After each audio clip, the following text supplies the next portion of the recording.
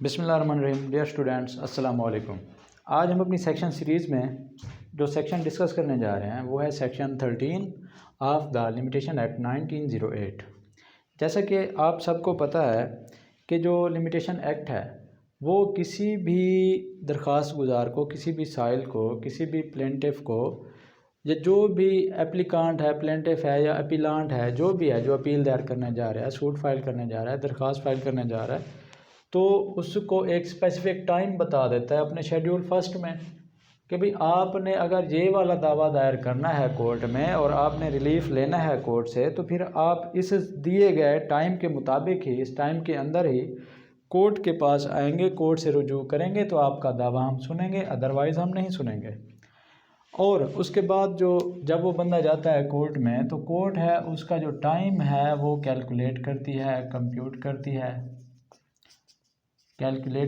کہ آیا کہ یہ کتنے ٹائم میں آیا ہے. اگر اس کا ٹائم 15 دن تھا فرض کریں، تو کورٹ دیکھے گی کہ اب یہ کورٹ میں اس نے دعویٰ دائر کیا ہے تو 15 دن کے بعد آیا ہے یا 15 دن کے اندر اندر آیا ہوا ہے. تو جس وقت وہ کورٹ ان دنوں کو کمپیوٹ کرے گی تو کچھ رولز ہیں جو وہ فالو کرے گی.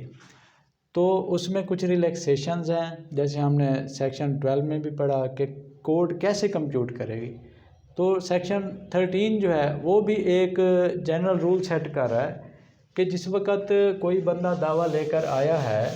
تو اس وقت جو کورٹ ہے وہ جب دنوں کا حساب لگائے گی تو اس میں سے کچھ ٹائم ایکسکلوڈ کرے گی. وہ والا ٹائم ہوگا جس میں جو ڈیفینڈنٹ ہے وہ پاکستان سے باہر تھا،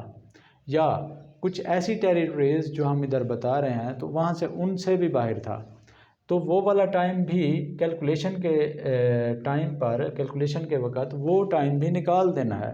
لمیٹیشن کا ٹائم کیلکولیٹ کرتے ہوئے وہ ٹائم کہ جس وقت ایک تو ایکسکلوژن آف ٹائم ہے، مطلب وہ ٹائم نکال دینا ہے کون سا،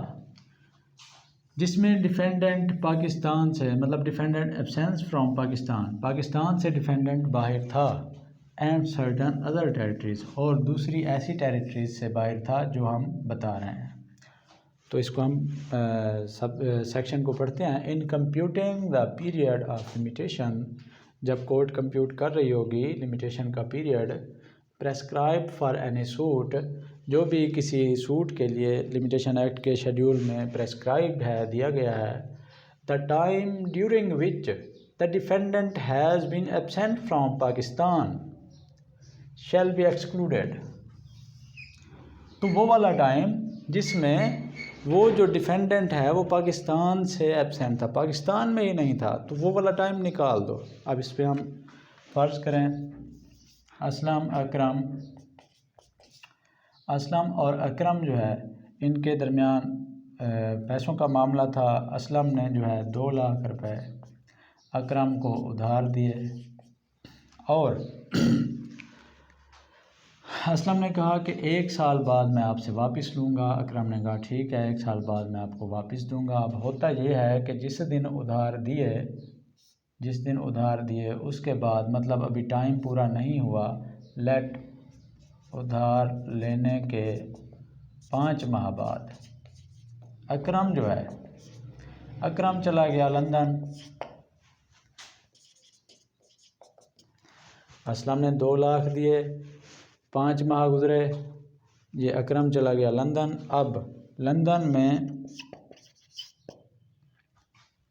رہائش پذیر ہو گیا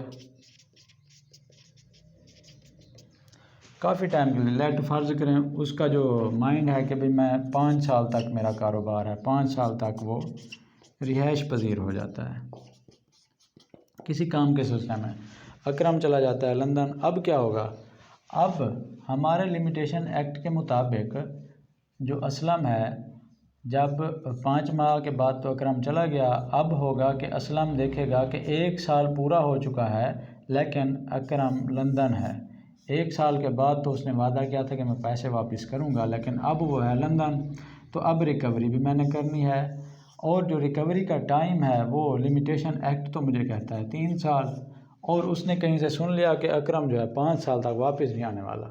تو اس کا مطلب اب اسے ٹینشن ہوگی کہ بھئی 3 سال کا میرا ٹائم بھی لیپس کر جائے گا، اور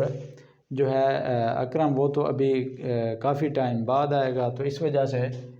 یہ جو 3 سال کا سینیریو ہے، 3 سال کا جو ٹائم ہے اس پہ اسلم کو پریشان ہونے کی ضرورت نہیں ہے، کیونکہ یہ جو رول ہے نا یہ پھر ایسے ہوگا کہ جب 1 سال یہ جو جتنا ٹائم وہ باہر تھا ڈیفینڈنٹ، کیونکہ اس پر اس نے کیس کرنا ہے، اسلم نے اس پر کیس کرنا ہے،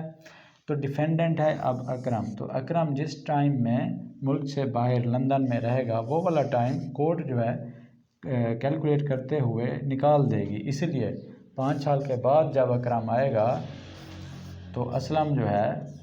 اس پر سوٹ فائل کر سکتا ہے۔ تو اس کا مطلب ہے ایک تو ریکوری کے پوائنٹ آف ویو سے اسلم کو فائدہ ہوا، لیکن دوسرے پوائنٹ آف ویو یہ تھا ون سائیڈڈ، مطلب ریکوری کا معاملہ تھا۔ اب فرض کریں کوئی ایسا ایشو ہوتا ہے جس میں جو اکرم ہے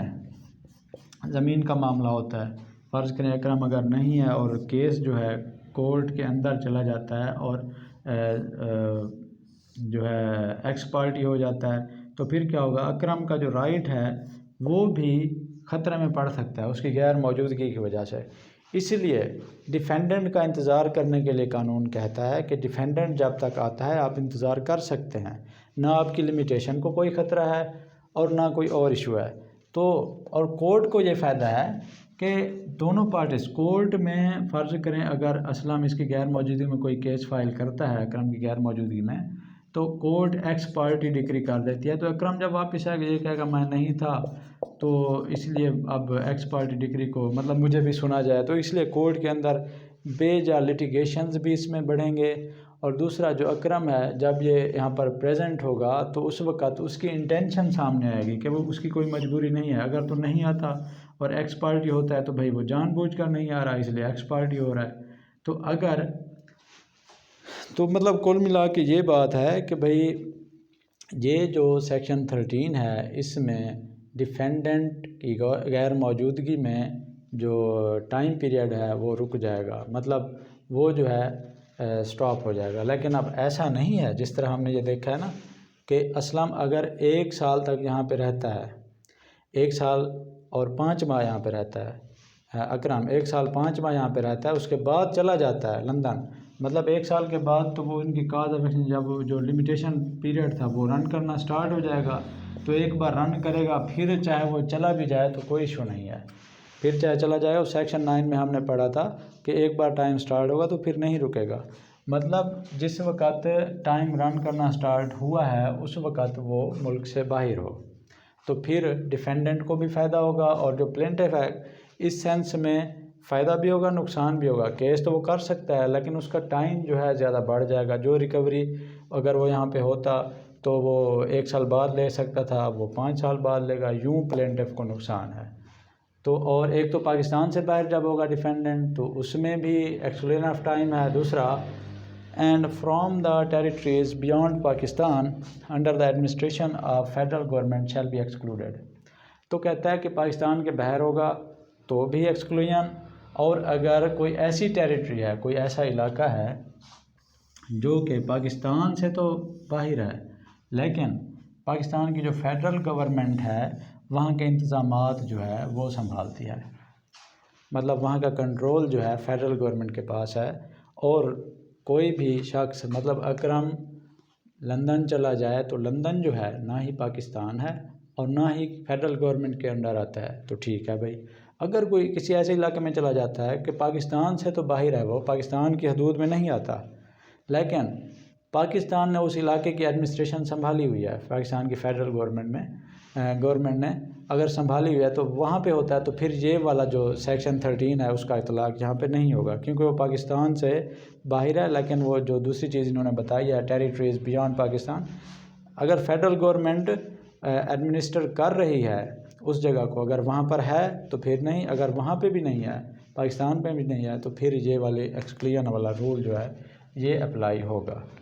تو ہم نے سیکشن 13 میں یہ سیکھا کہ بھئی جو ایکسکلوژن آف ٹائم ہے اگر ڈیفینڈنٹ جو ہے وہ ایبسینٹ ہے فرام پاکستان یا کوئی اور ٹیریٹریز جو کہ پاکستان سے تو بیانڈ ہے لیکن ایڈمنسٹریشن میں وہاں پر بھی نہیں ہے، تو پھر جو ٹائم ہوگا لمیٹیشن کا وہ ایکسکلوڈ کر دیا جائے گا۔